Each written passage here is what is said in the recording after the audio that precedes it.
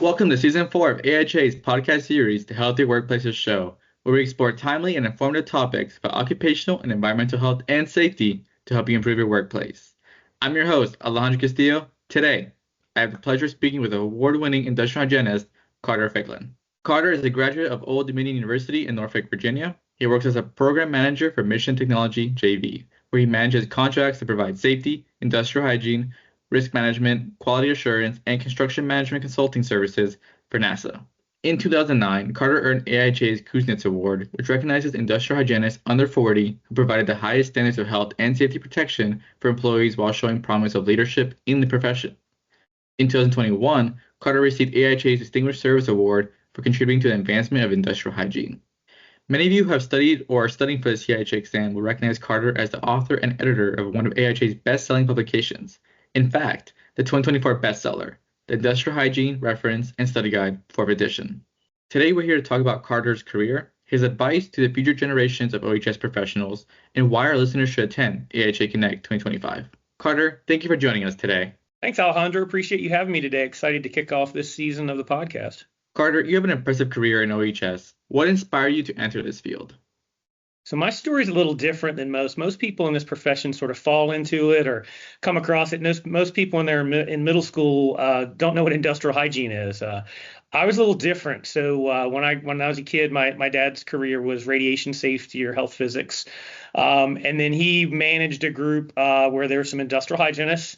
So I have memories of when he'd pick me up from school, occasionally going into the lab area where his industrial hygienists work and calibrating instruments. And back in the old days, you graduated cylinder a stopwatch to calibrate sampling pumps. Mm-hmm. So, I knew what it was, and, probably through high school. So I grew at my early teen years, I got really, really into surfing. It was a passion of mine. And I guess I was 16, wasn't quite 17 yet. And here on the coast, on the East Coast, a lot of the better waves are by inlets where they're jetties, and they dredge these inlets so boats can safely go in and out. And they pump the dredge spoiler, the sand, over, and it creates sandbars. And one day I was surfing, and there was all this churned up nasty water, but the waves were really, really good. Of course. And I did notice a little petroleum smell, but when you're young and the waves are good and it's not real crowded, you surf for a couple hours. That evening, I did feel a little strange, because it was springtime, so I was wearing a full wetsuit. And the next morning, I woke up and had some sort of rash or welts, and showed my dad and told him what had happened. And he goes, "Oh, that's probably some sort of contact dermatitis." And it was significant. So we went to the doctor, and it turned out that the doctor had worked previously in his early practice as an occupational health physician. So he said, "Oh, yeah, it's definitely potentially some metals, contact your skin, and then with the wetsuit sort of rubbing them in." So it's kind of very interesting that how something in the environment could affect someone's health, and I got some hydrocortisone cream and I think some prescription, and it went away in a few days, but definitely was trying to figure out what to study, and definitely want to stay by the coast, to be there by the beach. So Old Dominion University in Norfolk, Virginia is about 30 minutes from Virginia Beach, and then about an hour and a half from North Carolina's Outer Banks. So went to college there, majored in environmental health, and had a concentration in industrial hygiene. So became active in our local section as a student member would go, and sort of networked with some of the older IHs in the area. So got started being involved in AIHA very young. That's very unique. I feel like every person I've talked to or interviewed, it's always such a niche market that they discover in the future. So yeah, there are a few folks over the years I've come across that are like the second, and even now here there's a few third generation, but it's pretty rare. I'd say less than 5% of the folks that you talk to are have a parent who did it. So yeah. Yeah. Is there a defining moment in your career that shaped your perspective as an IH? Wow. So I've been at this a minute. So in the past 25 years. So, one thing thinking back one of the things where I put a lot of work in, I was a good student, but I was never a great student. I sort of got by reading the bold-faced words and chapter summaries, and, never sort of went all in on studying. But one of the things that's a real key part in an industrial hygienist career is achieving certification or the CIH exam. So when I got the 5 years of experience and became eligible to sit for the exam, for about a 6-month period, pretty much all I did was dedicate myself to studying. I'd finish work in the afternoon and then studied literally every night with long study sessions on weekends. And it was very interesting because, in university, when you have you'll, even if it's a midterm, there's kind of a capstone point in your study, and you kind of know where you are. Where studying for something that's as broad, or the abyss of the CIH exam, was just so many subjects. You never know when it's good enough. You just kind of, but I went all in, and I'll always remember the excitement of getting, because you passed back in those days. Now you hit a button on the computer, but it was an in-person test, and you didn't get the results for 6 weeks, and you knew you passed before opening the envelope because you had 3 letters, either did or didn't have 3 letters after your name. So I have a really neat memory of finding out a passing, calling my dad. That was a real special moment, and I get a little choked up when I think about it, because it definitely is the first time that I went all in on something, and, you really got to see the hard work pay off. And from that point forward, I sort of realized in that studying process, it was very humbling how much information was out there and how broad the field is. And I developed a passion for that, to give back. And because the process, when I went through it, it was very lonely. Social media didn't exist then. Their smartphones were a long way away. So it was a very isolating experience in those months of studying.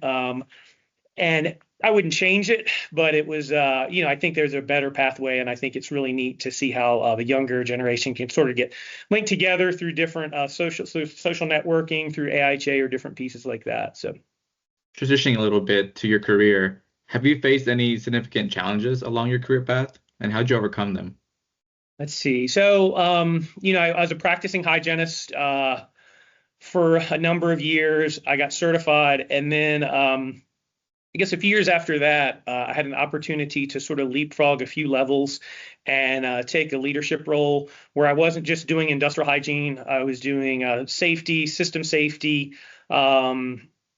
quality management, risk management, a number of services for the company that I work for, a private company called Mainthea Technologies. And we support NASA's oldest research center, NASA Langley, as well as Goddard Space Flight Center, helping people stay healthy and safe at work. And jumping into that role right away was a little tough, because it wasn't just about sampling protocols. It was about learning about human resources, learning a lot about accounting, learning a lot about different procurement regulations and how contracts work.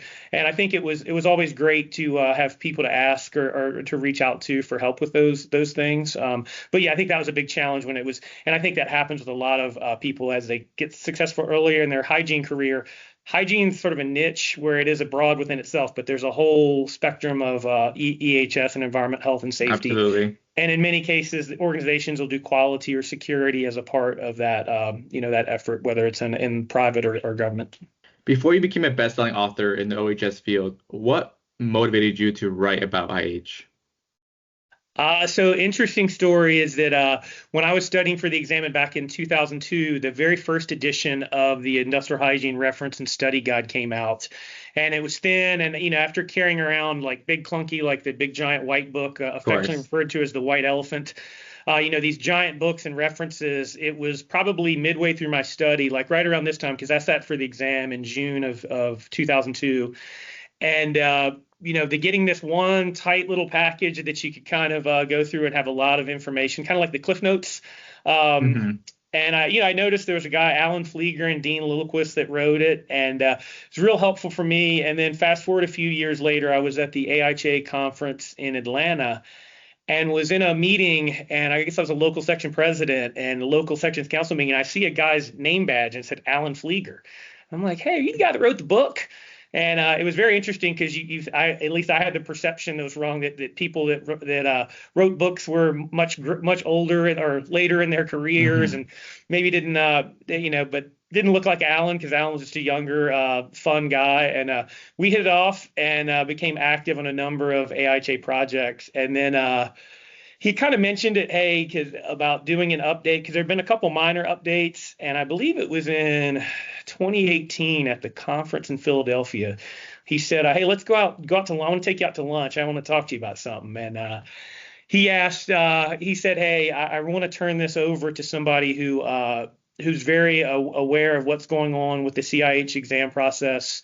Because starting in 2006, I organized a roundtable at the conference each year where called Perspectives on Preparation for the CIH exam, where we would try to get usually 5 or 6 speakers from a variety of backgrounds.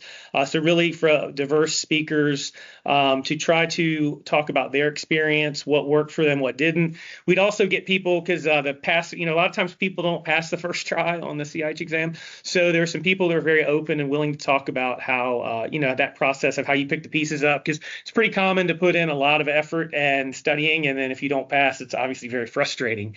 So we just how to do that. So that session ran, I believe, up until 2019, and then COVID sort of changed things in the 2020 and 2021. But Alan said, "Hey, I'd really like you to do the book," and he'd maybe undersold how much work it was going to be, but I agreed, and he twisted my arm with a few beers later that night, and and then started working with AIHA staff, and I guess it ended up being about a year process. So. What has been your approach to authoring and editing the latest edition? Some things on exam change, some don't. So, ABIH, which is BGC, I'll refer to it as ABIH a bunch because that's what it was when. But they do a role delineation, task analysis. So they try to evolve the exam to look like, hey, what is industrial hygiene practice? Because every 5 to 10 years, there are a lot of changes in technology, changes in industry, changes in the hazards that workers are exposed to.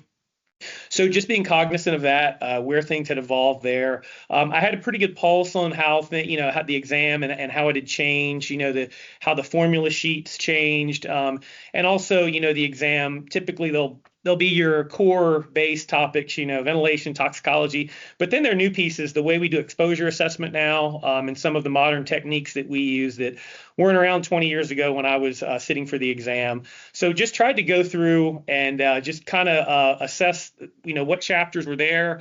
Did some need to be changed or significantly, a number needed a lot of revision because there had been a ton of changes. And then one of the things, the areas where I didn't feel I was at a high level of confidence to go through it, I'd reach out for help. For example, the non-ionizing and ionizing radiation chapters, a colleague of mine he's passed away now, but Kim Merritt did a great job of going through that and really modernizing that for, hey, what does an industrial hygienist need to know about lasers and about ionizing radiation? And just going through each area, it sort of worked out that I guess it ended up towards the end in the springtime, because I remember it was around this time that we were really pushing, but my goal was to turn out a chapter a week. Some of those weeks there was a little bit of midnight oil, especially when it was time to go to press. So I think Alan definitely sort of, I wouldn't say undersold, but it was a lot more work than I had anticipated. And it kind of, when I was doing it with having references spread across my kitchen table, kind of reminded me of studying, because it was a lot of the same references I had used and information, and even some of the old notepads that I had was studying, some of those pieces that I still had around were used. So it was kind of a neat process. And just like the exam, when I hit send on the final chapter, when I believe it was the foreword that I wrote, when I hit send on that, it was just a big feeling of relief, So I'm sure, it was a big project, but it was definitely a labor of love. I can imagine just like notes everywhere around your desk, just so much information to convey, just a lot to prepare. And the other thing that helped too was, because I work with a group of hygienists here, and a lot of times after a chapter or a portion of a chapter, I would, print some out and just drop it on their desk and say, hey, give this a calibration check for me, check the pulse on this. What's the tone? Because you're trying to keep it at that was one of the things with this book, is not getting too far into the weeds, which is difficult because it's gotten a little thicker over the years. I guess I brought a show and tell copy here, but it still fits in your hand and it's bound. But I'd say it's probably twice the size or so of the first edition. So there is more content there, and we were able to use some more modern graphics. So it was great to work with AIHA staff to modernize the graphic appearance of it. So. You touched about this a bit earlier, but how can a professional get involved in authoring or editing for AIHA? Don't do it. I'm kidding. No. No. AIHA has a publications committee. This project was kind of worked outside of that because of the timetable we were on. Sometimes publications with groups, you get a lot of cooks in the kitchen, and this one was so diverse because it's little tiny pieces of a number of subjects that it was kind of, I had sort of a core group of folks, that help with chapters. Megan Canwright wrote the biological hazards, really help with that to modernize that because hygienist's role in biological hazards drastically increased. Jennifer Sawmell was a huge help with the exposure assessment piece there. So I think that for someone who wants to write a book would be to get on one of AIHA's technical committees in the area that you have expertise, to reach out to that. I think a lot of people with books, you can always use help. People would always love to have a second set of eyes, and that's the piece to get in there. And then also when doing it is just making sure that you have time in your professional and personal life to do that. I had a lot going on. The spring of 2019 was a very busy time. So, but it felt a big relief when I left the conference and held the book in my hand and knew that I didn't have to write any chapters for a long time. So, as you know, the field of OEHS is constantly evolving. What skills do you think will be the most valuable for the next generation? So I think that it definitely has evolved. I know that when I was early, in university and then early in my career, there was a huge focus on technical aspects and understanding all the technical pieces, because a lot of what we do is driven by different regulatory requirements, whether those are internal to companies, consensus standards, or governmental regulations, regardless of where the workplace, because it is a global, we're global environment now, which has changed. But I think some of the pieces is communication, is understanding, a lot of what we do is it's not exactly common sense to a lot of people. So being able to clearly and concisely communicate, whether it's in verbal communication or in written communication. I think it's sometimes harder to write a really tight, concise email than a long one. So I think it's being able, and because people are very distracted, and a lot of times folks want to know, what do I have to do here? What do we have to do to keep the workers healthy and safe? And can you do that in 150 words or less? What do we got to do and how do we have to do it? So I think being concise, because a lot of our work is very detailed and it's science driven. So understanding a lot of times we don't have all the data points that we may have had years ago because the types of processes we use are evolving in industry. Where it used to be there might be a manufacturing line that would just consistently roll the same thing, the same workers, and workers would be in the same role like for an entire working career. But I think it's just being nimble and also just understanding how quickly information flows now. When I first started in the field, the internet was there, but it wasn't widely used. So as a hygienist or a safety professional, just showing up and knowing what the regulation was sort of puts you on top, because it was difficult. I guess you could probably go to OSHA's website or a website and look things up, but not like it is now where, everybody in their fingertips basically can Google a standard and know it. So everybody's an expert. But yeah, I think just understanding and early on is how to communicate, is being technically solid, but understanding how to communicate with folks. And then also just get along with people. A lot of times we are interacting with folks or having a good bedside manner when you're interacting with, whether it's management, because one of the cool things about this type of work is you interact with all levels of an organization, from a temporary laborer to, say, a president or CEO or center director, and that can all happen within one day. So that is one of the things that does make this an exciting profession. Speaking about communication, let's talk more about networking. Why is networking so important in this profession? And for students and early career professionals, what resources would you recommend to them? Yeah, I think a network is great to have because if you have a network, there's always somebody that you can always get that phone a friend. If you have a question or a piece, something that might take you a long time to research or understand, you might be able to reach out to somebody and run the question by them. Or if you have a situation, just to run it past. Because sometimes when I remember being my very first job out of college when I started, I was working for a consulting firm and I was on the road all the time, and it was very isolating. Of the type of work we were doing, and I didn't have much of a network then.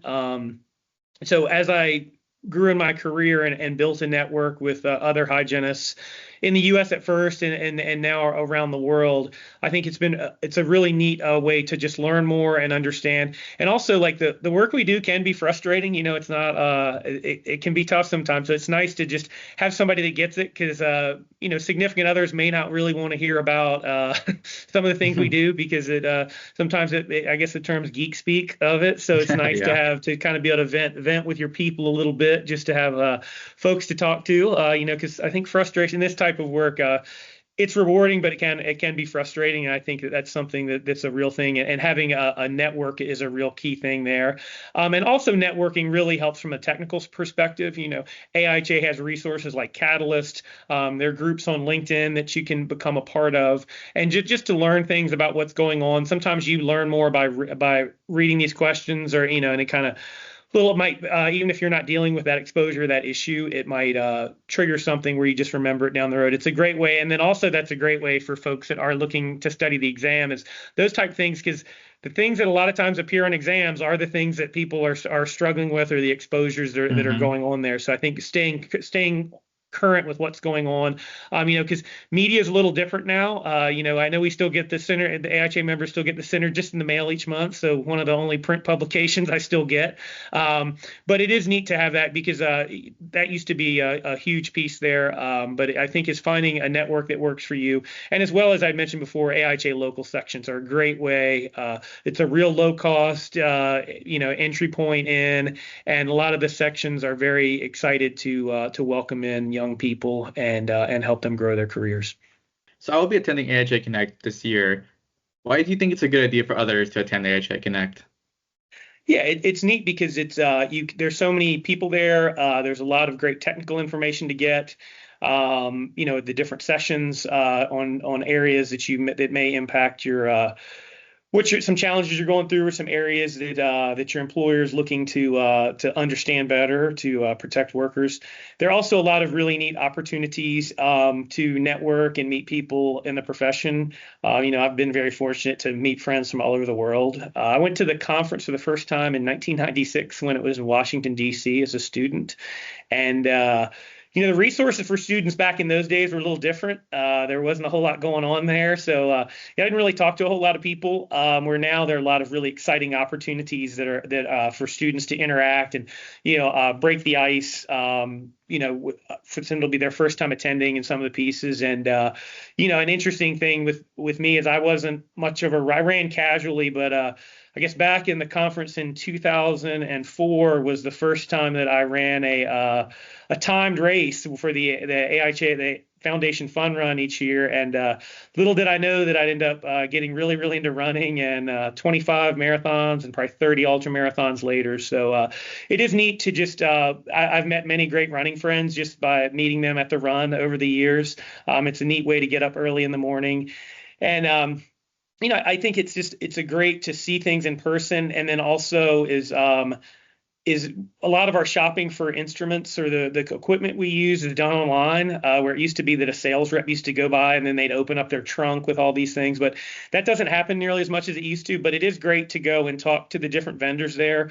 Each year, I always find there's something new or something better, or new technology that we can utilize to do things a little better. So I think just a really cool opportunity to get their network and just learn a lot of things. And it's pretty cool over the years after going 20 sometimes. It's always pretty much in a different city. So it's you get to experience a different city. So it is a lot of fun to do that and just reconnect with friends that you'll make over the years. I have to ask, do you have a favorite Connect? What year was it? Ooh, gosh, this is tough. Yeah, each year kind of has its own little I think 2005, so I'm an avid surfer. So 2005 it was in Anaheim, which is which is like 30 minutes from Newport Beach. So got a lot of surfing in that week. And then the very first conference that I went to as a professional is when I took the exam back in 2002, was in San Diego. So again, lots of surfing there. But each city, it has its own flavor. I'm excited. I guess next year is going to be in New Orleans, so I think that'll be a lot of fun to go on Bourbon Street. But yeah, I think each city has its own. But for me, anytime it's at the coast, and also being in the mountains, running. I remember Salt Lake had really great trails just right outside of the convention center. and one of the creek trails that went up with just beautiful views of the city, right outside of the convention center. So it was a lot of fun to experience the outdoors as well as the conference. Yeah, I'm very excited about Kansas City this year. I've never been, and I want to experience the culture, the food. Yeah, As a barbecue. first time attendee, I'm very excited. What advice would you give to a first time attendee who wants to make the most out of it? I guess one of the things I've noticed that they do on the Sunday evening, I believe, is they do like a first timer, like an orientation thing to learn a little Yeah. bit about it. I think for a younger professional, it's trying to, there's some nice cocktail hours and parties that different vendors have. So I Hmm. think orientation, usually as a younger professional, if you go up to a booth, and especially if your employer does business, you can get those where it's just a great opportunity to meet some people. A lot of them have some good food and good beverages, and it's just a fun time. So there are a lot of fun opportunities like that. But I think that for a first time attendee, I know when they started doing that, I thought it was a really great idea to give folks who may not have been, and then also reaching out to ahead of time if you have colleague, folks that you went to school with, or in your same industry, looking up, in your same company, because some large companies you may not know everybody that's going, is to try to look up and say, hey, is there somebody from my company attending that I haven't met before? So yeah, I think doing a little homework ahead of time to plan out, and then also is looking, because when you get there and it's busy, I remember it used to be there was a hard copy. I think everything's app driven now. Yeah. So if going in ahead of time and going through the app and marking sessions, because sometimes if you don't have things planned out, it can seem a little bit overwhelming. It's kind of getting a plan of what sessions you want to go to, and the other activities that are going on. Everyone who's listening, who's a first time attendee, do your homework and you'll be fine. Yeah, that's always, as a hygienist, anticipate, recognize, evaluate, control, right? So There we go.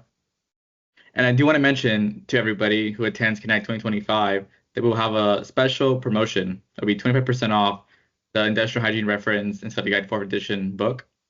You're not going to want to miss this promotion. As you know, Carter has worked really hard on this, so you definitely want to see his hard work because it's a lot of good information. Carter, as we approach the end of this episode, is there anything else you'd like to share with the audience?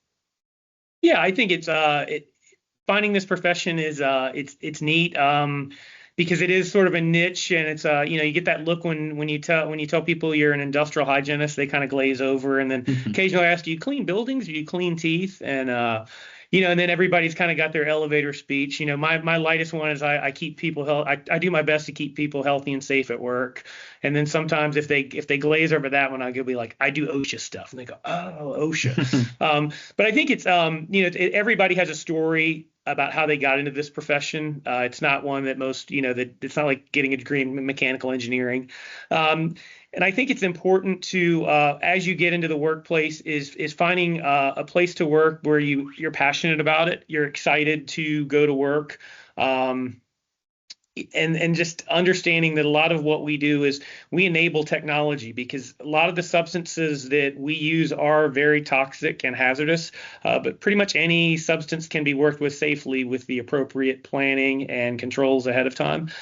So I think it's exciting for all the technology that can be used. It's going to be interesting to see how AI and all that, that information can be processed so quickly, and we can get so many data points with different sensors. And then, even in the ergonomics realm, there's some really exciting technology, because that musculoskeletal disorders are a huge impact to the workforce and quality of life of people, is some of the new AI-based tools that sort of, kind of observe the worker working and can make recommendations automatically. So some really exciting software platforms out there that can do that. And really, if they're cumulative trauma type exposures for people, because ergonomics is a definite quality of life issue for people. A lot of what we do might be chemical exposures where the end point would be 30 years down the road, but things where people are impacted right away and are in pain and can't do the things they enjoy are very difficult. So I think that's a piece too, is looking at what can we do to keep people healthy and safe right in front of us, as well as the long-term exposures, because a lot of the things that we do do fall into that long-term exposure category. And I think also in your career is seeking opportunities to take leadership courses or read leadership books, or just try to expand, because everybody sort of has their own style. And I think that, as a hygienist, you're going and talking to people kind of on your own and in person, and then writing reports or different pieces like that, is understanding that everybody in the profession is a leader, and having that confidence and trying to build on those skills is going to take you a long way, regardless of if you're the boss or anything like that. But just is understanding the importance of leadership, and how that and effective communication is the real cornerstone to making sure that folks go home healthy and safe at the end of the day. Okay, Carter, that wraps up today's episode of the AIHA Healthier Workplaces Show. Thank you so much for joining us today and sharing your insight. Thanks a bunch, Alejandro, and look forward to seeing you in Kansas City in about a month and 2 months, I guess. Yeah, 2 months away. So pretty much, yeah. It'll be here before we know it. So absolutely. To learn more, visit the AIHA website and follow us on social media. Thank you for tuning in, and as always, remember that healthier workplaces means a healthier world. Until next time.